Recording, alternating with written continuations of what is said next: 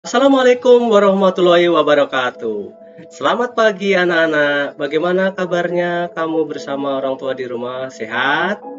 Kembali lagi dengan Pak Sam, guru SDN 01 Pasir Muncang. Di hari yang cerah ini, saya akan menyampaikan pembelajaran hari ini. Sebelum mulai pembelajaran, mari anak-anak kita berdoa menurut agama dan keyakinannya masing-masing. Berdoa, mulai.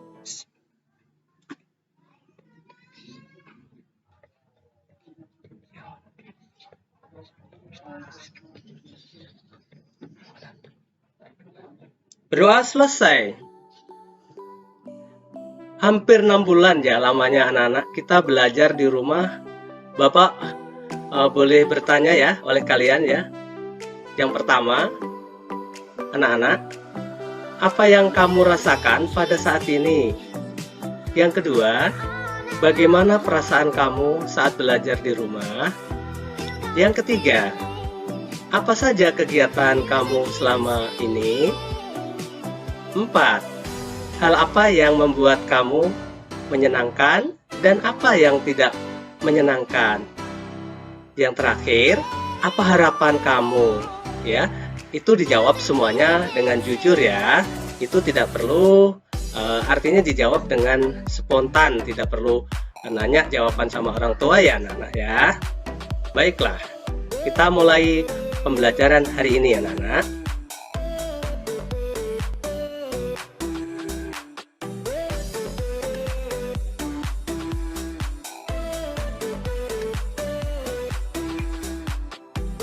Petunjuk pengisian daftar riwayat hidup.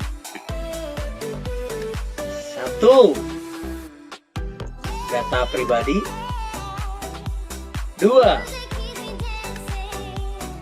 Bidang yang diminati. 3. Pendidikan formal. 5. Pengalaman kerja. 6. Kesimpulan ya. Kalau untuk mengisi daftar riwayat hidup anak-anak, 1. Data pribadi, bidang yang diminati, maksudnya ngelamar pekerjaan apa anak ya. Formal, maksudnya pendidikan. Ya, saya ulang 4. Ini kalau untuk kursus itu kalau melamar pekerjaan ya, kalau ekstrakurikuler ya untuk sekolah ya. Nomor 5, pengalaman kerja atau kecakapan ya. 6, kesimpulan ya. Tulisan di bagian kesimpulan itu sikap keterampilan yang menonjol, maksudnya seperti kalian punya yang menonjol bidang apa ya. Ya, nomor 6, kesimpulan. Tulislah di bagian kesimpulan sikap dan keterampilan yang menonjol dalam diri kalian. Kalau misalkan kamu seorang melamar pekerjaan, misalkan programmer komputer, tapi kalau sekolah ya ekstrakurikuler, misalkan paskibra juara 1 dan sebagainya. Next, kita lanjut. Nah, contohnya berikutnya. Daftar riwayat hidup. Tapi akhir-akhir ini daftar riwayat hidup orang mengenal dengan lebih beken anak-anak CV atau kurikulum vitae ya. Saya ulang ya. Daftar riwayat hidup sekarang disebutnya adalah VT, CV atau kurikulum vitae ya. Seperti itu anak-anak ya. Jadi kalian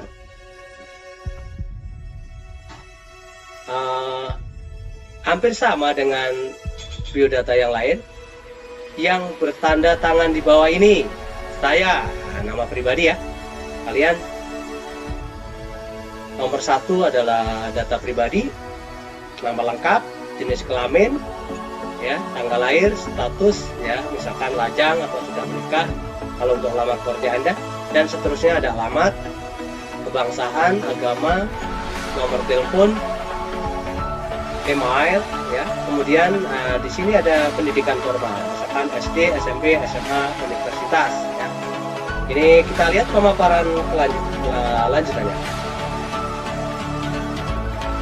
Nah, di sini ada halaman pekerja, misalkan bagi yang sudah pernah bekerja ya, bekerja di PT Honoris Industri misalkan sudah bekerja ya. Nah, TBK dari tahun berapa sampai berapa. bekerja di PT Bank Modern misalkan ya, sebagai apa kalian ya.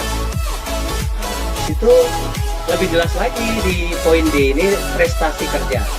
Jadi kalau kalian sekolah nanti prestasi ekstrakurikuler, tapi kalau dalam bekerja prestasi kerja atau tadi kecakapan hidup. Misalkan penghargaan sebagai karyawan teladan tahun berapa sampai berapa. Kemudian penghargaan sebagai karyawan teladan atau terbaik tahun berapa. Tapi kalau kamu bikin riwayat hidupnya sekolah ya, berarti paskibra juara 1 tingkat kabupaten misalkan ya, seperti itu ya Nana ya. Kalian menulis nama lengkap di sini ya dan tanda tangan. Next, kita lanjut. Ada istilah-istilah ya yang harus kamu memahami. Apakah daftar riwayat hidup itu, saya ulang ya, apakah daftar riwayat hidup itu? Daftar riwayat hidup adalah dokumen yang memberikan gambaran pengalaman dari seseorang ya guna melamar pekerjaan. Ya, saya ulang ya.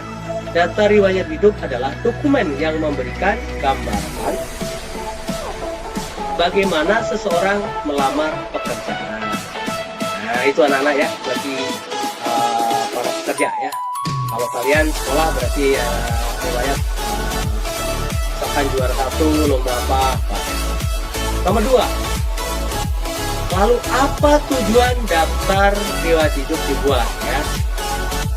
Daftar riwayat hidup dibuat untuk memberikan data yang sebenar-benarnya dari seseorang pelamar sesuai dengan kebutuhan perusahaan ya.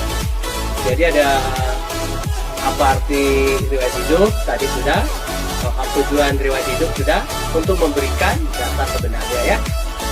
Seperti itu. Next, kita lanjut. Nanti bisa kamu pelajari di layar video ini, dan atau kamu buka materi yang lain. Next, kita lanjut. Kamu akan merancang kemasan berbentuk prisma segitiga. Sebelum kamu merancang kemasan, alangkah baiknya kamu membaca penjelasan tentang kemasan produk ya. Ini ada anak-anak lagi megang wadah pensilan anak ya. Kita lanjut.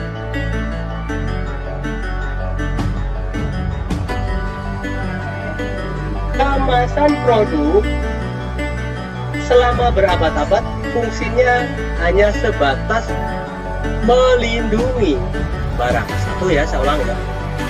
Dari tahun ke tahun hanya sebagai pelindung barang ya, yang dibawa ataupun yang akan dimakan. Fungsinya ya, kita bicara dari fungsi kemasan itu atau packingan, hanya melindungi. Tapi seiring dengan perkembangan zaman anak-anak, berubah menjadi nilai fungsional. Artinya tidak hanya sebagai pelindung, tapi sebagai ya daya tarik tentunya ya. Masih kemasan yang terkesan seadanya zaman dulu. Sekarang dengan berbagai wadah berjalan baru kita ya, di tahun 80-an persaingan dalam dunia usaha semakin tajam ya. Di kalangan produsen, kemasan dirasakan penting ya, sebagai strategi pemasaran tentunya ya. Harus mampu menarik perhatian tadi sebagai membujuk konsumen ya. Kalau kita terutama untuk anak-anak kecil ya, tentu harus yang menarik supaya bisa membeli produknya ya, seperti itu. Kita lanjutkan. Fungsi peranan kemasan. 1.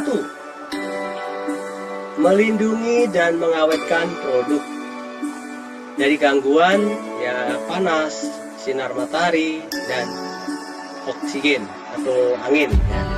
2. Sebagai identitas produk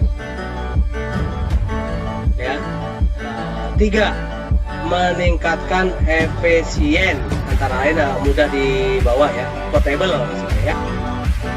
Demikian kemasan juga berfungsi sebagai media komunikasi ya, ujung-ujungnya sama kan, sebagai sarana promosi ya, anak.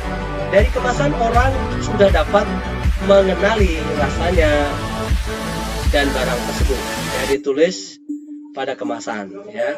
Ciri kemasan mengkomunikasikan suatu citra yang baik. Jadi kalau kemasannya udah jelek, orang udah nggak berniat atau membeli ya. Membuat kemasan menarik, aman, dan konsumsi merupakan tanggung jawab sebagai produsen atau yang mengeluarkan. Next, kita lanjut. Mati kemasan berikut. Nah, jadi kalau misalkan menarik, di kemasan ini ada kemasan pada coklat dan anak ya, jadi tertarik anak-anak kecil, penasaran. Nah, ini seperti ini ya. Tunggu. Ya, sekali lagi, anak-anak, pagi ini masih semangat ya. Tadi sudah dapat uang jajan dong, walaupun kalian daring di rumah. Oke. Jawab pertanyaan berikut. Apa fungsi kemasan? Tadi sudah ya, untuk melindungi. Tapi kalau zaman dulu, untuk yang baru sebagai apa ya? Nomor 2, sebutkan 3 fungsi utama kemasan. Nah. Nomor 3, dalam keragaman ekonomi yang sekarang ini di sekitar kita, membuat kemasan ini sangat menarik untuk konsumen, merupakan tanggung jawab perusahaan atau wirausaha. Apa yang dimaksud pernyataan di atas? Jadi kalau tanggung jawab itu artinya gini, barang yang nanti kita keluarkan dikonsumsi oleh anak kecil atau yang beredar di masyarakat, apabila berbahaya atau menyebabkan mengganggu kesehatan, akan menjadi tanggung jawab produsen atau pengusaha itu. Ya, next kita lanjut. Demikianlah anak-anak, akhir pembelajaran hari ini. Semoga apa yang saya sampaikan awal yang baik dalam mencari ilmu. Terima kasih atas perhatiannya. Kurang lebih mohon maaf. Assalamualaikum warahmatullahi wabarakatuh. Semoga kalian menjadi anak yang berbakti kepada orang tua, bangsa, negara, agama, dan berakhlak mulia.